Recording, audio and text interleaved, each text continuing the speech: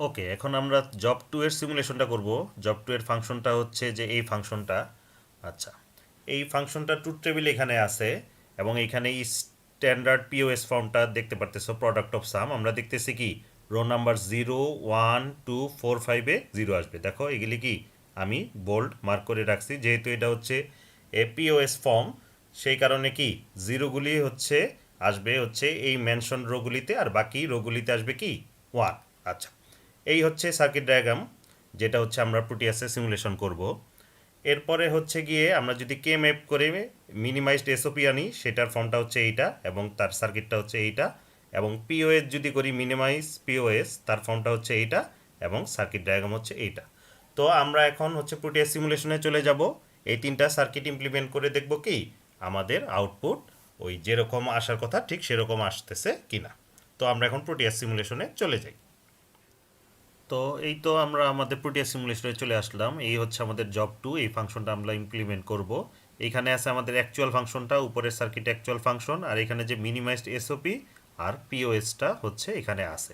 এই হচ্ছে আমার তিনটা ইনপুট এ বি সি, এবং এইখানে এবিসির ডেসিমাল ফরম্যাট কিংবা বলতে পারো কি রো নাম্বারটা হচ্ছে দেখাবে। তো এখন যদি প্রথমে আমরা দেখতে চাই আমাদের এই ফাংশনটা হচ্ছে গিয়ে কিভাবে ইমপ্লিমেন্ট হলো, এইখানে দেখি এই জায়গায় আসছে আমার এ, এই জায়গায় আসছে বি, এটা হচ্ছে অ্যান্ড গেট, তাহলে কি এ বি। আবার এখান থেকেও আসছে কি বি, সুতরাং এটার আউটপুটে আমি পাবো এ বি প্লাস বি। আচ্ছা, এইখানে আসছে আমার এ, এইখানে আসছে আমার সি, তো আউটপুটে পাবো কি সি প্লাস এ। সুতরাং এই দুইটার অ্যান্ড করে কি পাবো, এই যে আমার ফার্স্ট দুইটা পাবো এ বি প্লাস বি, আর কি পাবো আউটপুটে পাবো এটার সাথে সি প্লাস এ। আর এইখানে কি আসতেছে আমার, এটাতে আসতেছে এ এবং এটাতে আসতেছে সি, তাহলে আউটপুটে পাবো এ সি, এখানে পাবো বি, সুতরাং এটার আউটপুটে আসবে কি এ সি প্লাস বি। সুতরাং এই আগের দুই টার্ম আর এখানের দুই টার্ম অ্যান্ড করে আমরা কি ফাইনালি এইটা পাবো। আর এখানে তো সিম্পল, এ বি করে এই জায়গায় আসতেছে এ বি, আর এই জায়গায় আসতেছে বি সি, সুতরাং A B plus B C.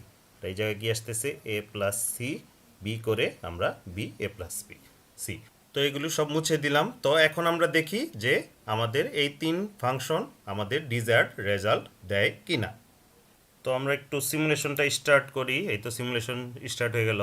এখন প্রথমে এ বি সির জন্য দেখো এম যেহেতু জিরো, সুতরাং এই আউটপুটে কি জিরো আসবে। দেখো আমাদের এসওপি একই দিচ্ছে, এ পিওএস একই দেখবে। তারপরে 0 0 1-এর জন্য কি জিরো আসার উচিত, যেহেতু এটা কি পিওএস। দেখো 1-এর জন্য আসতেছে জিরো।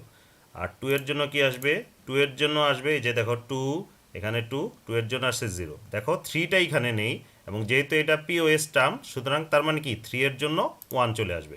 এই দেখো আমাদের তিনটাতেই 1 চলে আসছে। ঠিক একইভাবে আমরা যদি 4-এ যাই, 4-এ কি হয় দেখো, 4-এ আবার কি এই তিনটাই হয়ে গেছে জিরো, কারণ কি 4 টার্মটা আমার এই জায়গাতে আছে এবং এটা কি জিরো দেখাবে। ঠিক একইভাবে 5-এর জন্য পিওএস টার্মে কি তিনটা জিরো দেখাবে। আচ্ছা, যেহেতু 6 7 আমার টার্মটা নেই, তার মানে কি 6 7-এর জন্য এই ভ্যালু তিনটা হচ্ছে 1 চলে আসা। প্রথমে আমি 6টা চেক করলাম, এই যে আমার 1 1 0 6 চলে আসছে। 6-এর জন্য দেখো 1, তিনটাই হচ্ছে 1, এবং ফাইনালি 1 1 1, দ্যাট মিন্স ডেসিমালে আমার 7 নাম্বার ওর জন্য কি আমার 1 চলে আসছে। সুতরাং আমরা এইভাবে আমাদের ট্রুথ টেবিলটা ভেরিফাই করলাম, এবং একই সাথে দেখলাম এই ফাংশনের মিনিমাইজড এসওপি এবং পিওএস হচ্ছে এই সার্কিট দুইটা, যেটা কি আমার এক্স্যাক্টলি সেম রেজাল্ট দেয়। তো এর মাধ্যমেই হচ্ছে জব টু রিলেটেড যা সিমুলেশন ছিল, আমাদের সিমুলেশনটা শেষ হয়ে গেল।